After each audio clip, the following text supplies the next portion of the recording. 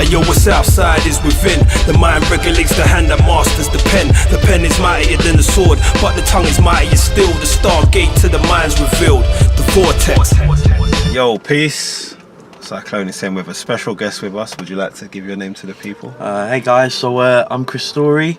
I'm the manager and arranger of Pan Nation Steel Orchestra. Right, let's crack right in.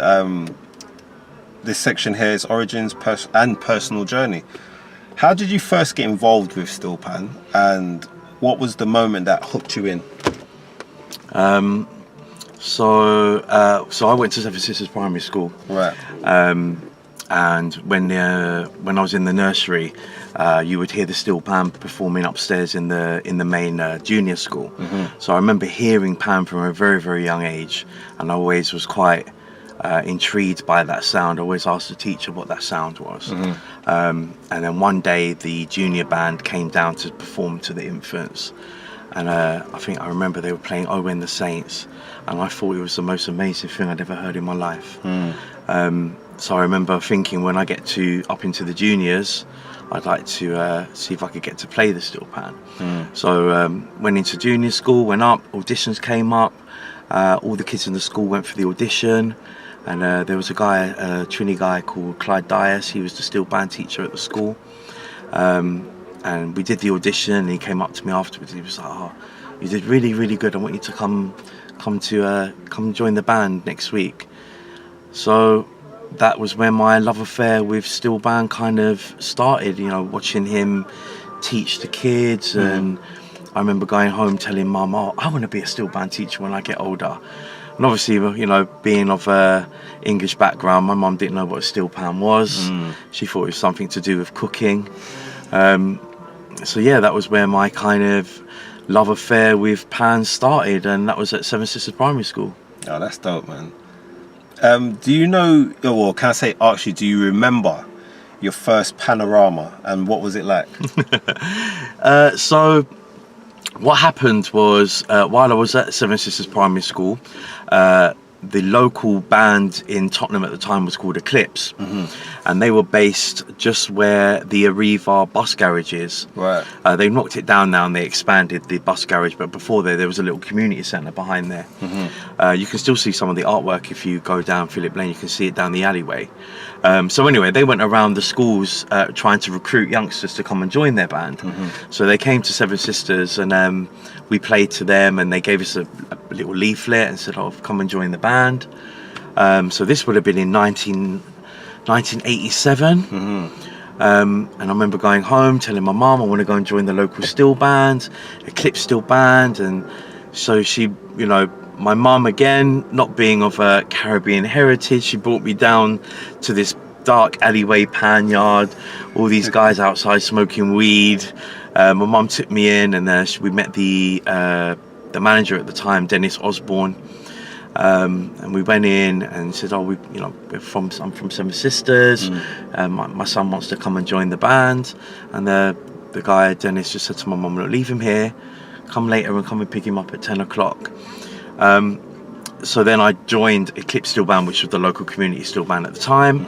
And then we started getting ready for this panorama, and I didn't really understand what it was at first, and getting ready for Notting Hill. So my first panorama, and it was Eclipse's first panorama as well to compete, which was in 1989. We played a piece called Nanny Wine, and that was my first ever Notting Hill Carnival as well. And yeah, I remember it very vividly. We came 5th in the competition, and yeah, it was a great experience. I mean, I didn't get home until 5 a.m. Back then there was no mobile phones, so obviously my mum was sitting at home panicking, like, where am I? Got home at 5 a.m. The next day we had to get up at 7 to go to Notting Hill Carnival the Sunday. Played all day Sunday, get back home again, bit of sleep, meet back at the pan yard 7 o'clock. Next day Carnival Monday. I mean, I loved every minute of it. Yeah, I loved every minute of it, but my mum probably not so much. I could imagine. What does Steelpan mean to you beyond music? Steelpan for me, and I'm hoping maybe for others, is a bit of a safe haven. What we've created here at Pan Nation is almost like a family. there's no judgment in our pan yard. We've got people from all different walks of life, different religious backgrounds, different ethnicities, different sexualities, people with different pronouns, you know, and I believe, and what we try and create here at Pan Nation is that sense of family. And that was what was prolific from my you know, youth being at Eclipse, was that sense of a separate family and a place to go, and all the kind of worries that were going on in whatever worries you can have at you know, at 10 years old, but just to get away from things that were going home in my home life, and to come to the pan yard and play music and be around other people that just loved music. So yeah, that was kind of, yeah, it was a safe haven for me. Who were your early influences in pan, both musically and culturally? So, you know, being an English guy, being thrown into Caribbean African culture was, it was very different. The music, like, I'd never really heard of soca and calypso music. I think the only thing I'd ever heard of was Feeling Hot Hot Hot. Was probably the closest that I'd ever heard to any kind of soca or calypso music. So going into Caribbean culture, the food, the kind of attitudes and how can I put it? It was just a different way of life, a different way how we was at home. You know, there was a lot more kind of camaraderie amongst when I go to the pan yard, and that kind of thing where everyone's liming together and busting jokes and stuff like that. I'm not saying we didn't do that at home, but that kind of culture, and especially the food. I mean, I fell in when I had curry goat for the first time in my life. I was like, what the hell is this amazing thing? But and being part of Trini and realizing the difference between the Caribbean cultures, you know, Jamaican, there was a lot of Jamaicans in the band, there was a lot of Trinis in the band, there was a lot of Bayesians in the band, and seeing those kind of different things. You know, the Bayesians eat slightly different food to the Trinis. The Trinis having a bit more of a kind of Indian influence with their thing, you know, and it was just amazing to kind of be involved in that and look at that and learn about it as well. You know, I was very intrigued, I was very inquisitive, and I used to ask a lot of questions about that, because when you think of the Caribbean, you don't think of it as different islands that have different ways of thinking and different foods and different, you know, we think of the Caribbean as one whole thing. When you're younger, and especially being English as well, you know, I wasn't taught about these kind of things. But yeah, that was an eye-opener, and it's something that I treasure and I appreciate a lot. Nice one. What inspired you to start Pan Nation? Was there a specific vision behind it? So what happened was, so as I said, Eclipse was one of the first steel bands in Tottenham that started. Sadly, Eclipse kind of finished. I think I would say maybe early 2000s. Well, the Eclipse that I knew anyway, and then there was another band that I got to be involved with, which was called Pantasia, run by a lady called Pauline Williams, and she gave me the opportunity to come and arrange for that band. And I did my first panorama with Pantasia in 2006. I did an arrangement called Max It Up.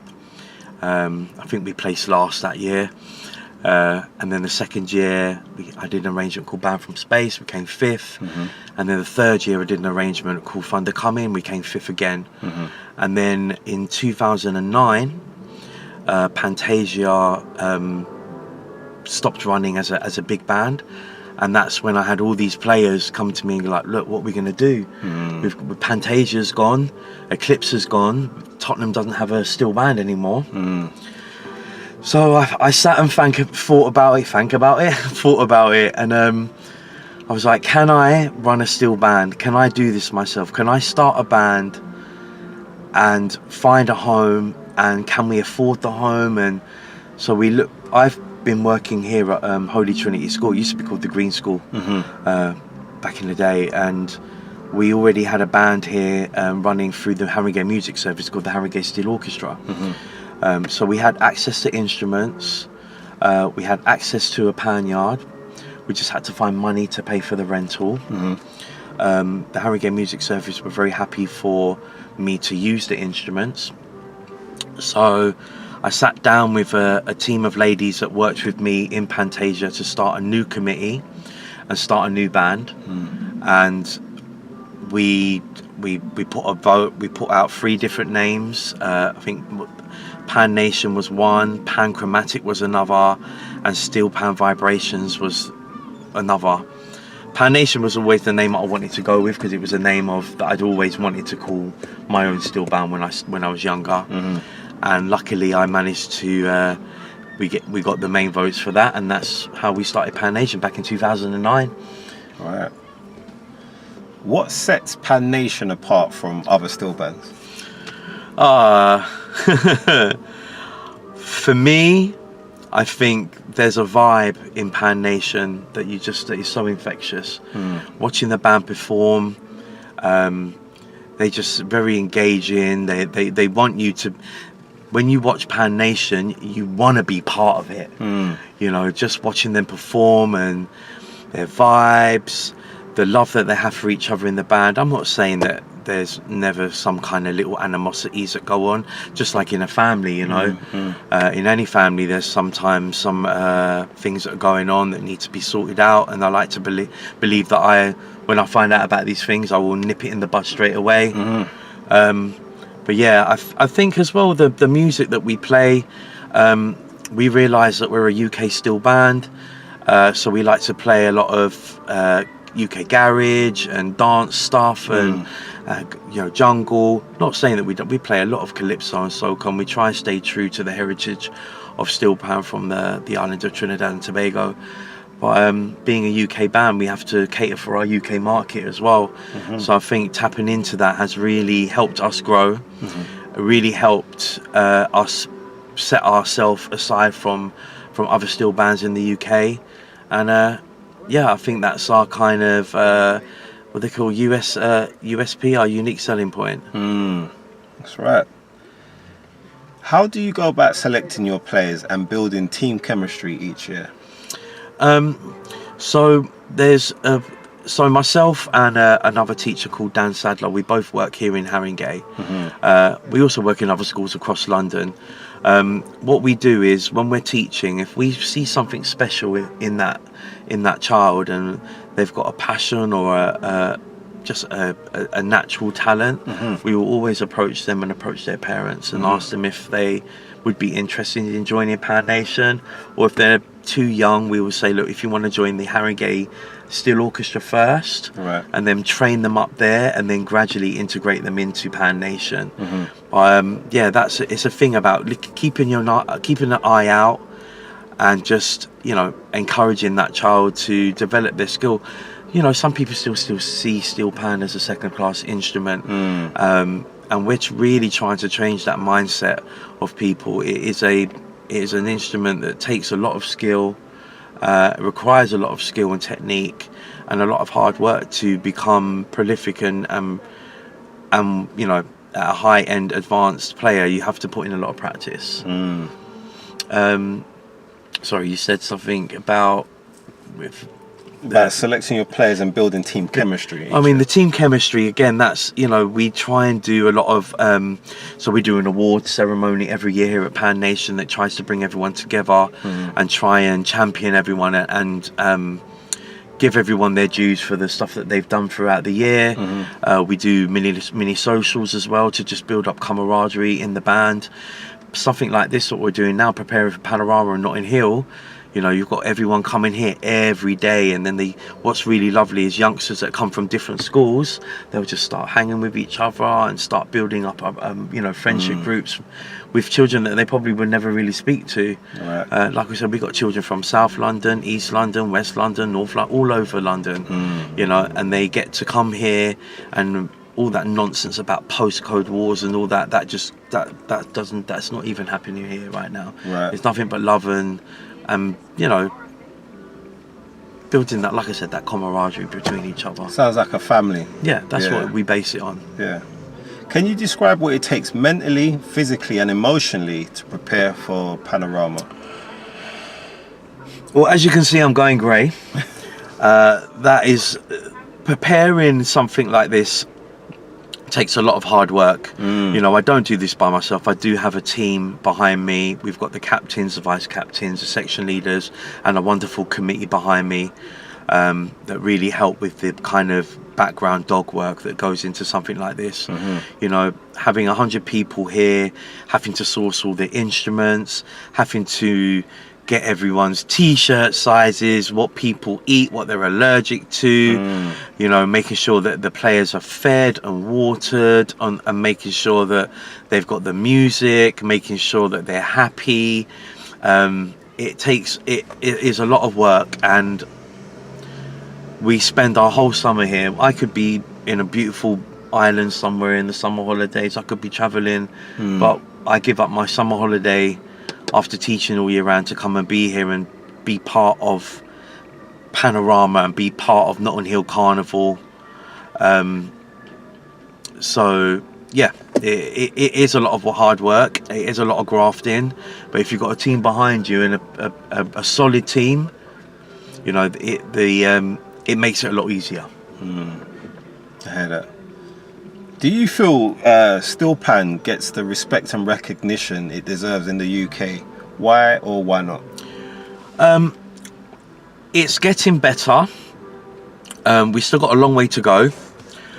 Like I said, the Steelpan is still seen as not a proper instrument by some people, and even by people in the Caribbean still that don't give the respect that it's due. I think the reason why, I think there's a couple things here. I think there's a lot of, with regards in Europe, I still think there's a lot of kind of racist undertones with regards to the Steelpan.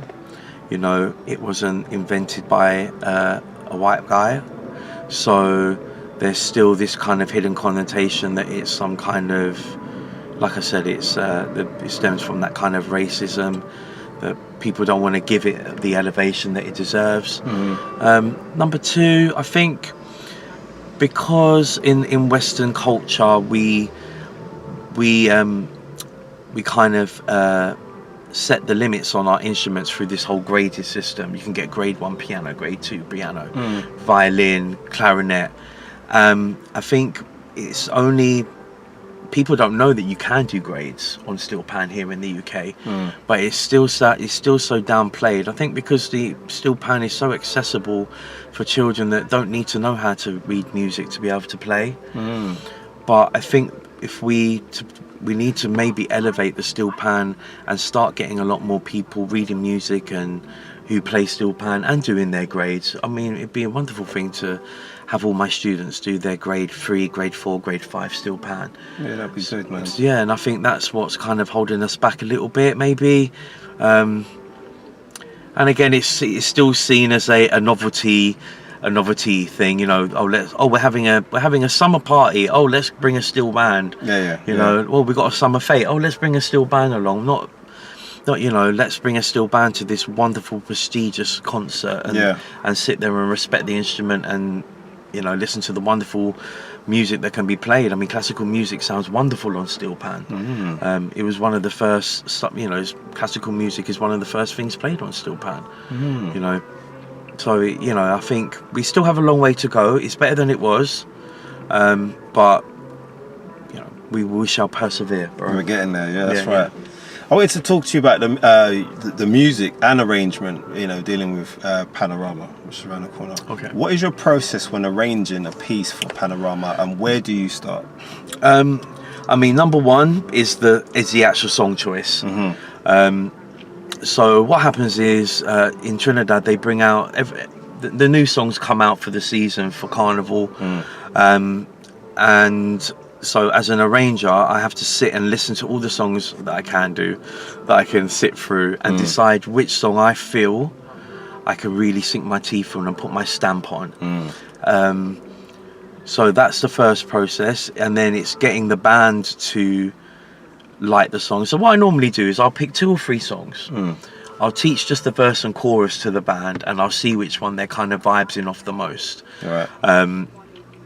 We've done that in previous years, but this year there was some really good. There was quite a few songs that had come out, but I wanted to be different. I wanted to play a song that not everyone had played in Trinidad. So the song that I chose was Master Go Play.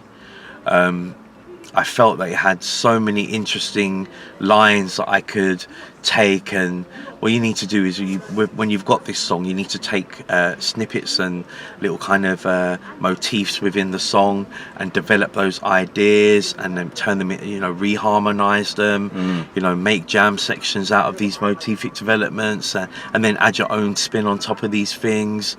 So the process is really weird. I can't say how it starts. I just hear things. I say to my kids, a lot of people hear voices in their head, but I hear music. And I'll listen to a song and I'll just hear things that will just come into my head, and I'll lay them down. Sometimes they work, sometimes they don't. So that process and how I like to arrange is two ways. I like to be at home with my pan and my keyboard and just bounce ideas off. I'll do some chord progressions or some bass lines that I'm hearing. Then I'll go on my pan and just do some kind of improvisation. But then also I like to be in the pan yard when they're playing and for it to be organic. If I'm hearing something, yes, I'll like stop the band and let's try this or let's try that kind of idea. So there's two processes. But does one work better than the other? Not really, because sometimes I'm really good because stuff can come out of me just being in the pan yard and just listening to the band jamming on something, and I can just hear some music and I'll just lay that down. So yeah, that's kind of the process how I arrange for Panorama. It can be quite stressful, I'm not going to lie, and I'm always trying to better myself. If I'll lay down a bit of music, if I go back home and listen to it again and be like, can I make that any better? And I was up until 2 o'clock this morning rearranging parts that I'd done yesterday. So it's always trying to better myself as an arranger, and I'm always learning. I'm still, I don't think you're ever too old to learn and be inspired by other pan arrangers that you hear and other bands and kind of ideas. So yeah, I'm always still learning and still developing my style. Are there any moments during your rehearsal where the music emotionally hits you? Yeah, and what does that feel like? So there was a moment last night actually. The band we got to the jam section and they were playing it really soft and sweet, and it just goosebumps just came up my arms, and you just can't take that kind of feeling. You can't buy it. I wish you could bottle it up and sell it, because that kind of euphoric mind where I'm just hearing the pan sounding so sweet, and you're hearing all the different lines coming through, and you're hearing the cello lines, and then the bass answering back, and then the tenors coming through, and then the harmonies coming through the double tenors and the double seconds. You can't beat that feeling, bro. And that happened last night, and it was a very lovely feeling, and especially watching all the players smiling and enjoying the music. That was a moment. I think one of the moments as well is when the band sets up ready for Panorama and they go on the racks, and for the first time they get to hear themselves outside, and that sound when you first hear it, because inside the hall it can be quite loud and quite muffled, but when you come outside and you're hearing the whole band, I mean, again, that's just another joyful moment. What sacrifices have you made over the years to keep Pan Nation alive and growing? Truthfully, I would say I was in a 15-year relationship, and that broke down because of my commitment to Pan Nation. If I'm being honest. Wow. I give up my summer, like I said before, I give up my whole summer holiday, where I could be, going on a nice holiday somewhere and catching a tan, but I'm here in this climate where you never know if it's going to be hot or cold during the August season. Giving up time to see friends outside of Pan Nation because I'm here every day. Time with the family, you know, that kind of stuff. That does have a knock-on effect, and it is a sacrifice. My friends and family understand, because I've been doing this now for what, nearly 40, well, yeah, coming up to 35 years. So yeah, there's some of the sacrifices I've had to make. Right. What do you wish people understood about the work that goes into Panorama that they might not see? I think people, and this is where, you know, a lot of steel bands suffer, the financial implications of doing something like this. We can easily, I can just give some rough breakdowns. I mean, you're looking at rental for this, for where we are, is thousands of pounds. The tuning of the instruments, the feeding of the players, the t-shirts, the banners, the designers that have to design the t-shirts and the banners for us. You know, the list is endless. Paying for the float for Notting Hill Carnival, paying for the racks that we're building now, so we've got infrastructure to be able to get on stage easier instead of carrying our pans on just on our stands. There's a huge financial burden that comes to Pan Nation, and not just Pan Nation, all the steel bands that have to take part. Obviously, then we have to transport all of our instruments to West London. We have to hire 2 Arctic trucks to take all of our equipment. That's thousands. You know, it's a very expensive project. So obviously during the year we have to really knuckle down doing gigs and performances and fundraising and that, so we can put some money behind. Luckily, we was very successful with our bid for the Arts Council, which really helps us keep doing this and keep going to Panorama every year. Because without that, bro, I mean, I don't have the amount of money it would, you know, cost to get us to Panorama out of my own pocket. So yeah, that's something I think people need to know. So sponsorship is something we would love to have. Key, yeah. You know, but sponsorship very hard to get hold of these days. Has there been any moments where you wanted to walk away, and what kept you going? From Pan Nation or from Pan or in specific? I mean, I remember wanting to stop Pan. I would always get told, this is not your instrument, this is not yours, what do you think you're doing, you know, this is, you shouldn't be playing Pan. How does that make you feel? Me just hearing you, I'm hearing you say that, and I'm like kind of like, what? How does that make you feel? I mean, or did it? How did it make you feel? At the time, you know, I'm not stupid. I totally understand that the Steelpan was invented in Trinidad and Tobago, and they're very precious, and so rightly so about their wonderful instrument. And I do understand that kind of connotations where, you know, is this white guy trying to take over or take our thing, and that was not the case. You know, I've always show respect for where the instrument comes from. I always show respect and complete admiration for all those steel band arrangers, past and present, that have led the way and been pioneers in leading Pan especially into the shores of the UK. And I've always tried to do my best to make sure that I am my best, and I'm the best player that I can make myself, and I stay true to the roots, and I always nod my head and on homage to the origins of Pan. Yes, it got to a point where I was like, do I really want to go through this anymore? I can't be dealing with this kind of racist undertones towards me as a white Pan player and arranger. But I had a good network behind me, of people and players and people within the Pan fraternity here in the UK that were just supporting me, telling me, no, you've got something and you deserve to be doing this, and you've got the talent, and I had to just take that on board and just have to brush off what people's kind of stereotypes towards me would be, and just prove myself which I think I have over the years, and you know, and Pan Nation being a proven entity that, you know, we are a force, and then I must be doing something right. That's right. All right, so we're going to approach, you know, the final couple of questions, and this section here is about your legacy in the future. What would winning Panorama mean to you personally and to Pan Nation as a family?